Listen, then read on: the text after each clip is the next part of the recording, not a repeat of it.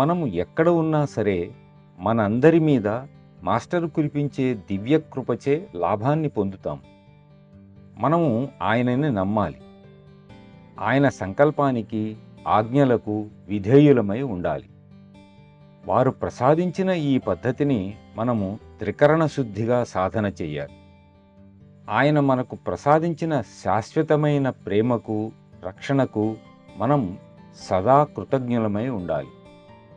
సక్రమమైన, ధర్మబద్ధమైన, నైతిక పద్ధతికి మూలమైన దశానియమాలను ఆచరిస్తూ మనం జాగ్రత్తగా జీవించగలిగితే అది మానవులందరికీ మంచిది. ఫలితాలను ఆయనకు విడిచిపెట్టి పనిని చేయడమే మన కర్తవ్యం. నా గురుదేవులు చాలా తరచుగా చెప్పినట్లు మన ప్రయత్నాలను బట్టే మనము ఎలాంటి వారమో తెలియగలదు. ఎందుకంటే ఫలితాలు ఎప్పుడూ ఆయన చేతుల్లోనే ఉంటాయి. కాబట్టి ఎటువంటి ప్రతిఘటన లేకుండా ఆనందమయమైన పవిత్ర స్థితిలో వారిని మనం ప్రేమిద్దాం. మన జీవితాలలో మహత్తరంగా దాగి ఉన్న వారి ఉనికికి మనం ధన్యవాదాలు తెలుపుదాం.